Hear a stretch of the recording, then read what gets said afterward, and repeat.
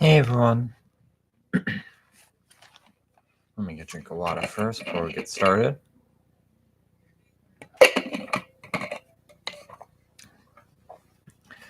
All right, so did not get any questions this month, unfortunately, but I do have a lot of news updates. If I see questions in the chat, I'll be sure to answer them. Yeah, hope you all are having a lovely winter season. December's coming up, obviously, so fun times. All right, first update of news. As far as the seat that we're running in, on the Republican side, as far as I'm aware, only one person has filed to run, so that person is not going to be challenged and is obviously almost statistically inevitably bound unless something comes up for them to get the Republican nomination for Illinois Congressional District 10. As far as the Democratic primary, Morgan Coghill did get on the ballot. Obviously, Schneider being the incumbent, he's on the ballot. And then there were two other people. I forgot their names. They both only had 3 signatures, respectfully. Brad Schneider didn't challenge either of them. Pardon me. And that was really surprising given his quantity of resources and stuff like that, which kind of made me also raise my eyebrow and be a little bit suspicious of it.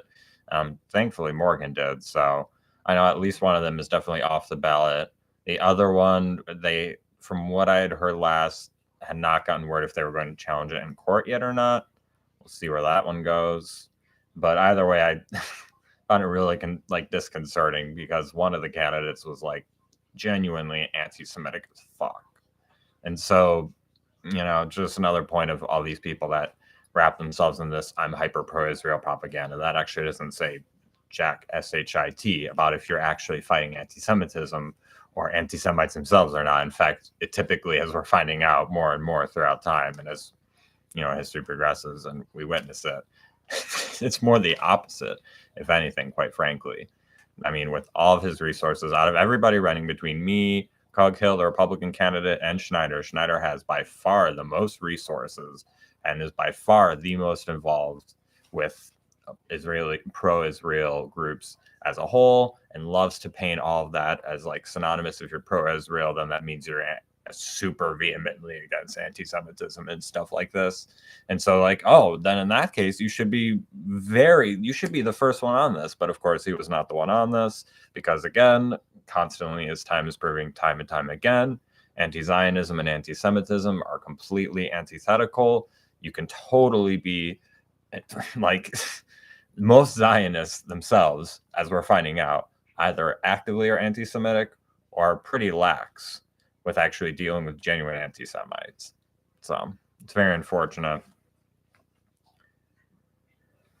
Also, speaking of things that Schneider's refused to do, there was also, if y'all haven't been updated on the Chuy Garcia fiasco, long story short, he indicated to everybody that he was going to still run. Was a very unpopular incumbent. So nobody challenged him in the Democratic primary, not particularly surprising.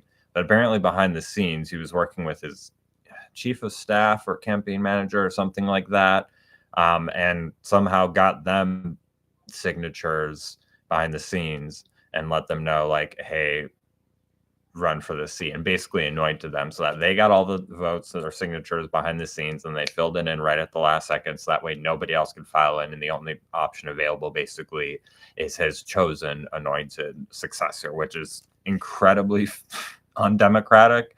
And of course, there was a House resolution on condemning it.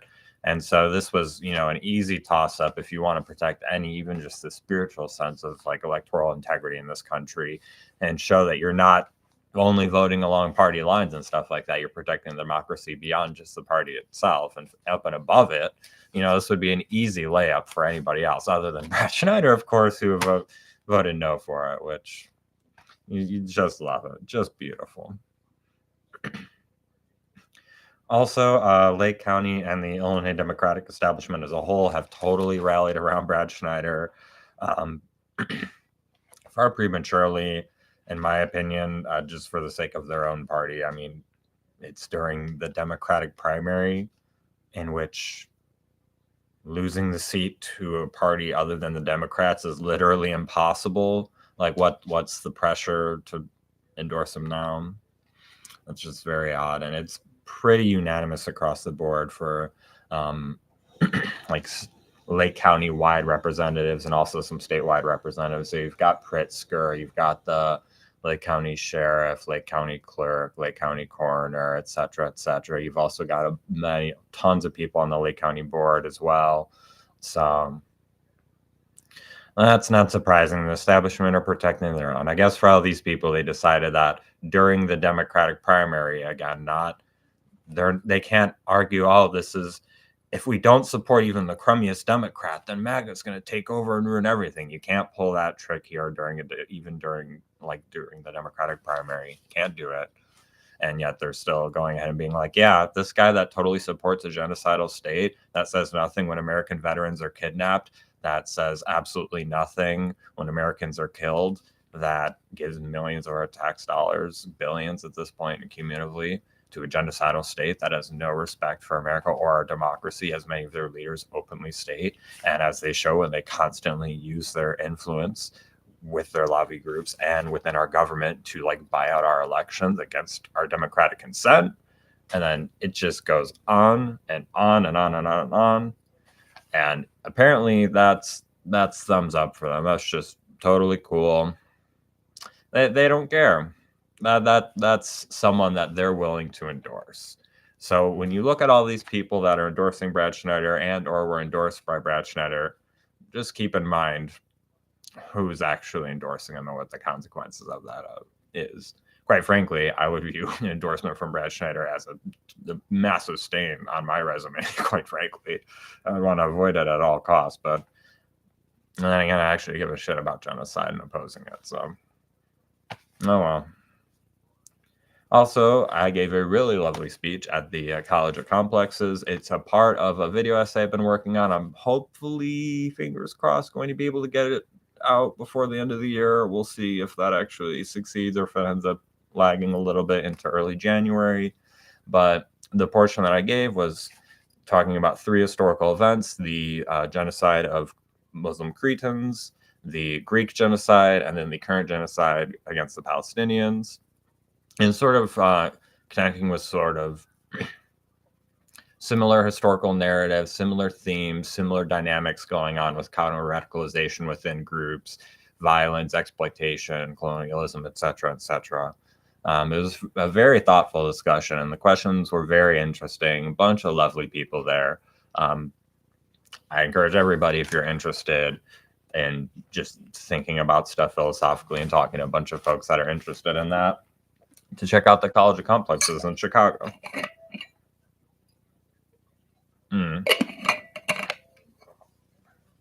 I knew I forgot to bring something down with me, but I'll be posting these in posts coming up, so you'll see them. But I also drew 2 extra new alternative secondary Lake County Green Party logos. So look forward to seeing both of those. I think they both turned out pretty well.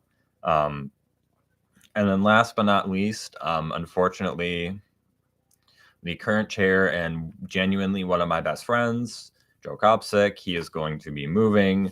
And so during our last county chapter meeting, we had a vote, and I have been elected chair. So,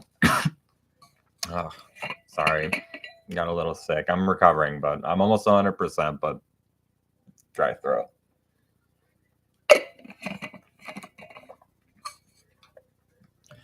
So yeah, as if I need more pressure on my shoulders.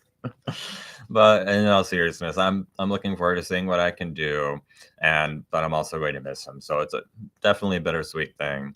But yeah, that's all the major updates as far as what's going on in this race and with my candidacy. So I did not see any new questions in the chat. So I think we're going to cut it off here for tonight. Love y'all and have a good one.